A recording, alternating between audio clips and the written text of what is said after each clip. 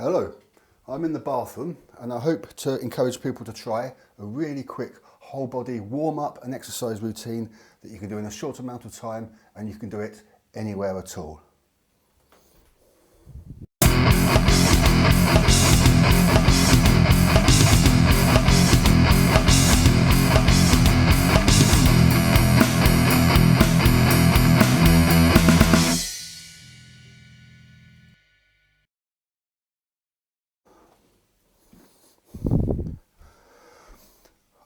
Often, when confronted with the idea of exercising at home, people will say, I haven't got the room for it, got no space.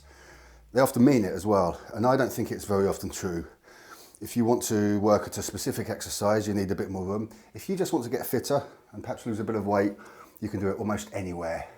And I'll show you a quick 5 exercise warm up and then a quick cardiovascular routine that can get you quite out of breath, you can do in a very small amount of space and very quickly. Now then, first of all, what's this about the size of an elephant? Well, clearly I'm talking about the size of my gut. I'm mentioning this not because I'm self-conscious about it, too old and ugly for that. It's because some people might look at these videos and say, look at this man, he's huge and fat and he's trying to tell me to exercise more. And the fact is, I do exercise quite a lot. On a good week, I can exceed 10 hours. On a slower week, I don't often go below 8 hours. It's changed recently actually. For the last week or so, we've had a very sick animal and things like that in life can always get in the way. But what's important is that you get back to it afterwards. You don't let it be a permanent delay. Why am I saying this? Because we'll have no elephants in this room except for my elephantine gut. And that's enough of that. Now we'll go on with the exercises. If you're an athlete, if you're very fit, there might not be much room for you to find something like this useful, unless you need encouragement to do a little bit extra around the house, apart from your ordinary routine. This is really meant for people who don't exercise much or at all, and if you don't, then why not give this a try? You could do it this afternoon. You could do it very easily. You could do it while you're watching TV. Anyway, 5 exercises, very simple, but the point is they will warm up the entire body. And I think there's 2 elements to warming up. One is getting the muscles warm, but 2 is moving a lot of fluid around, and as well as warmth, making your connective tissue more supple, which means you're less likely to injure yourself. Getting a lot of fluid moving around is really important. Now then, some people warm up just doing the exercise they're going to. If you're going to squat, there's nothing wrong with squatting lightly to warm up. The same applies to most exercises. When you get to my age, it's always useful to do some things for general suppleness and conditioning, and I think it's good for your joints. Now then, to start with, couldn't be simpler. Keep your toes on the floor. You're raising your knees up quite high, so there's a bit of a stretch in it. And this is mostly for the knees and the ankles. Move the arms along as you're doing it. Now, if I'm just going to do this to warm up in the morning, or before I go outside and hit the punch bag a bit, I might just do 20 on each side. If you're doing it as a more general exercise, you do well to do it for a minute. In fact, you do well to do each of these for a minute, see how you feel, and if you're ready, then do each of them for another minute. Right then, that's number 1. Number 2, simple quarter squat, legs a little bit wider, and you take yourself down and put your hands up as you're doing it. 20 of those already gets your legs ready for a bit of movement, but if you do it for a minute, I think you probably feel it by the time you get towards the end. Now then, another simple one.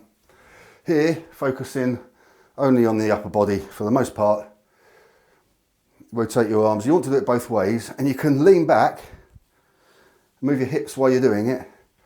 So that involves more of your body, and then you do it the other way. And because you're doing a different movement with your hips and your arms, the isolation can also work your core a little bit. Okay, now this is just a simple stretch. You put your feet out 90 degrees, point your hands towards one of the feet, straight back, and you move yourselves around to pointing at the other foot. Then you go back again. It's not an extreme stretch. It won't help you to do the splits or anything a bit more advanced, but it's good for the body. It's good to keep nice and straight while you're doing it. And then you do it the other way.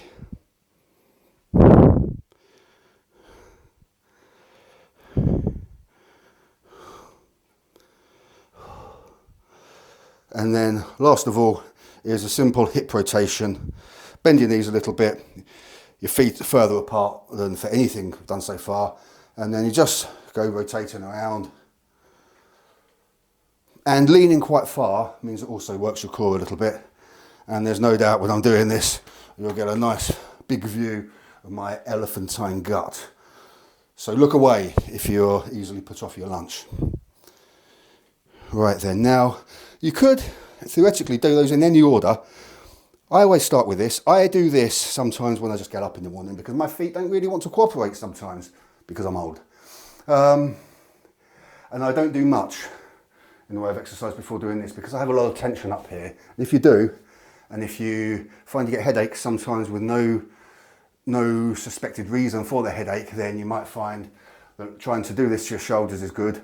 I get quite a bit of aching. I can just do 20 rotations in each direction and it starts to burn a little bit, which isn't really what you expect. I think it's because I'm quite tense a lot of the time. It's good to do that and then let yourself relax. Really let your fingers dangle and your shoulders go. Let them go right down. Now then, that's the 5 exercise warm up. Very basic stretch. Won't prepare you for running on a track, won't prepare you for shot putting, anything that takes a lot of exertion, but it's a good start. Now, I don't think I'm going to go through much of this because I don't think you want to hear me panting and wheezing. You had enough of that in the last video. I can definitely get out of breath doing this in 2 minutes. I filmed a version of it and I didn't switch the microphone on. That was annoying. And I did do 2 minutes of it to see if I can get out of breath.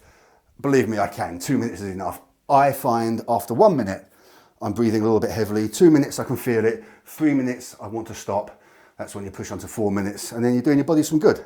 And I would say, if you really want to just lose a bit of weight, get a bit fitter, a really good way to do it is 2 short sessions per day. You could do 5 minutes of the 5 exercise warm-up routine, then a few minutes of what I'm about to show you.